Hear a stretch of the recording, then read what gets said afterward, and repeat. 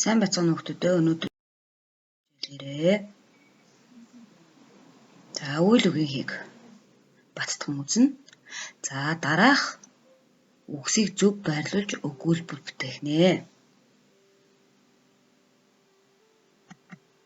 За.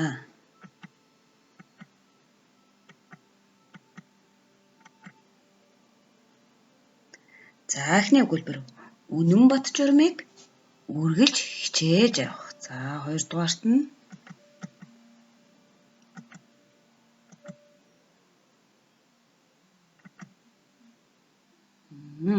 өвөг дээдсийн сургаалыг санад шүтэж явах.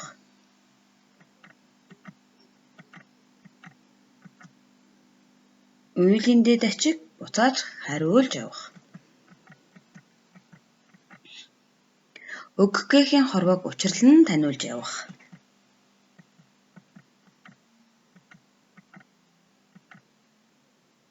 Үргэлж мэргэн номыг тогтоон тунгааж авах гэд үгээгүй доор дардыг өргөн тэнхрүүлж явахаа гэсэн юм өгүүлбэр.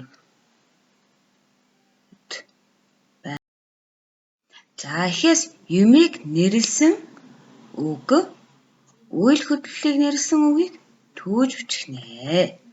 За юмыг нэрлсэн үг нь журмыг, сургаалыг, ачийг, хорвоог, номыг. Үйл хөдлөлийг нэрлсэн үг нь хичээж явах, санаж шүтэж явах, буцааж хариулж өгөх, гээх, учирлан таниулж, тогтоон, тунгааж, өргөн тэнхрүүлж гэдэг эдгээр бол бүгдээрээ үйл хөдлөлийг нэрлсэн үг байх нэ. За үйл хөдлөлийг нэрлсэн үгийн хээг бид өнөөдөр ялган бичиж сурах нэ. Хичээлийн зорилго маань үйл хөдлөлийг нэрлсэн үгийн хээг юмыг нэрлсэн үгээс ялган бичвэл сурах юм байна. За юмыг нэрлсэн үг ба үйл хөдлөлийг нэрлсэн үгсийг ялган бичиж сурах нэ. Дуудлага ойролцоо үгсийн утгыг ойлгох, балархай ашгийн үүргийг тодорхойлох нэ.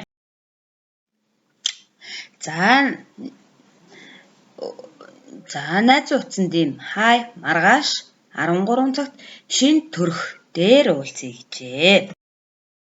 За энэ цахим зурвсыг хүлээн авсан болдоо өөр газар найзаагаа хүлээсээр байгаад уулзаж чадсангүй. Болдоо Ганааг хаана хүлээсэн бэ? За Ганагийн цахим зурвсын алдаагдсаж бичихнэ.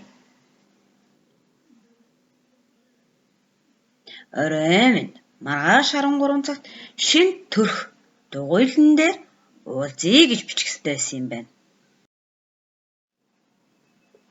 За дараах зургийг ажиглая бүгдээрээ. За хамгийн ихэнд нь энэ хүмүүс юу хийж гинэ вэ? Зүйтэй ноос савж байна тийм ээ. За дараа нь савх. Бидний хоол иддэг савх байна тийм ээ. За дараа нь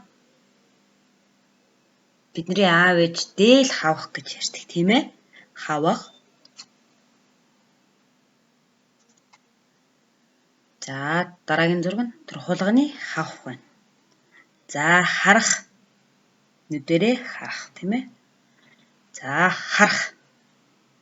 За тэгвэл эхний игнэнд дандаа яасан байна? Дандаа үйл хөдлөлийг заасан үгс байна.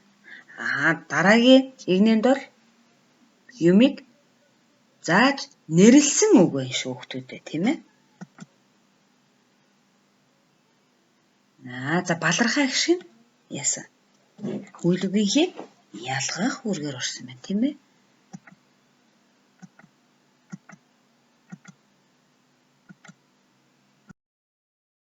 Үйл хөдлөлийг нэрлсэн үгийг юмыг нэрлсэн үгээс ялгахын тулд төгсгөлийн хээгийн өмнө балархай ашиг заавал бичигдэх нь шүү хүүхдүүдээ.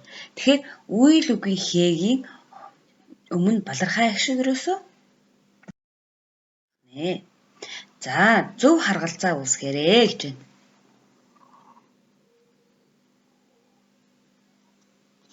За яаж харгалзах вэ хүүхдүүдээ эднэр?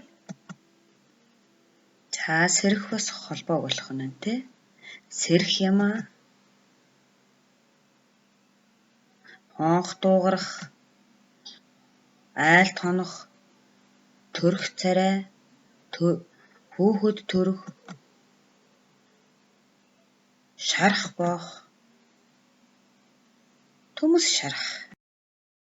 Хадагтай.